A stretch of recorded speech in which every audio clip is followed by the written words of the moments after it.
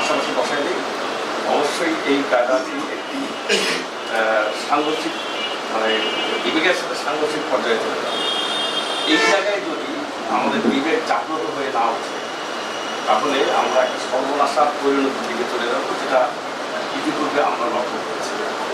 সত্যকে মিথ্যা, মিথ্যাকে সত্য, 10কে 1, 1কে 10, যা ইচ্ছা তাই করা হয়েছে, কিচ্ছু করার ক্ষমতাটাও ছিল।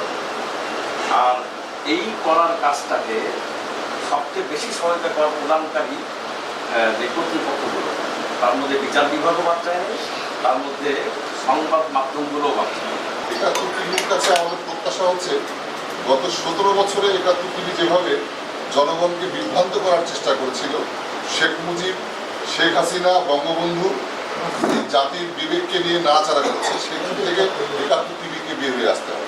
আমরা অনেক মিথ্যা তথ্য, অনেক মিথ্যা অভিযোগ, মিথ্যা সংবাদ আমরা ৭১ টিভির মাধ্যমে পেয়েছি।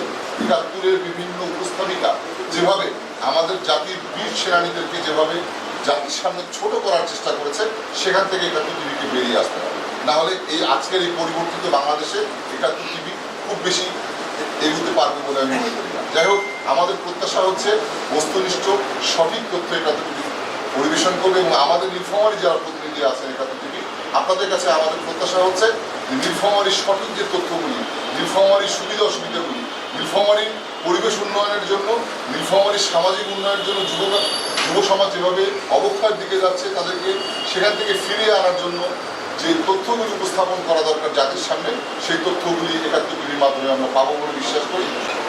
আগামী দিনে নতুন বাংলাদেশ গড়ার যে প্রত্যয়, যে নতুন দেশকে গড়ার জন্য আজকে যে যারা আত্মহত্যা দিয়েছে তাদের প্রতি শ্রদ্ধা রেখে সেখান থেকে আমাদের শিক্ষণীয় হয়ে আমাদের আজকে প্রতিটি চ্যানেল আমরা যদি সত্যনিষ্ঠভাবে পরিচালনা করি, তাহলে কিন্তু আজকে আমাদের আগামী বাংলাদেশের যে একটা পরিবর্তন এবং আগামী বাংলাদেশ যে আমরা একটা নিরপেক্ষ আত্মনির্ভরশীল দেশ হিসাবে গড়ে তোলার জন্য সেটা আমাদের সবাই দায়িত্ব। আমরা স্ব প্রতিষ্ঠান থেকে স্ব দায়িত্ব থেকে আমরা যদি বেরিয়ে এসে আগামী বাংলাদেশকে গড়ার তোলার জন্য যদি আমরা সবাই ঐক্যবদ্ধ হই, আমরা চাই যে আমরা সবাই ঐক্যবদ্ধ হয়ে আমাদের এই বাংলাদেশটাকে, আগামী বাংলাদেশটাকে নতুনভাবে গড়ার জন্য আমরা সবাই আজকে এই ৭১ টেলিভিশনের এই জন্মদিন আমাদের এই হতো আমাদের প্রত্যাশা। এই আশা রেখেই সবাইকে আমার সালাম জানিয়ে আমি আমার বক্তব্য ধন্যবাদ। আমরা চাই যে দেশটা এগিয়ে যায়, দেশটা তত্তর করে এগিয়ে যায়। আজকে ৭১ টিভির এই প্রতিষ্ঠা বার্ষিকীতে আমি অনুরোধ করব, আরও যারা অন্যান্য চ্যানেলের সাংবাদিক বৃন্দ আছে, সবাই নীলফামারীকে ভালোবাসে, এই নীলফামারীকে ভালোবাসে।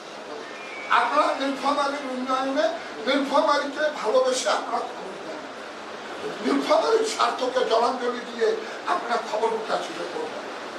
এটা আমি বিএনপির সভাপতি হিসেবে আপনাদেরকে অনুরোধ করছি। আর আমাদেরকেও আপনারা ধরেন, আমরা যেটা করব, খারাপ করব ধরেন, ভালো করলেও ধরেন।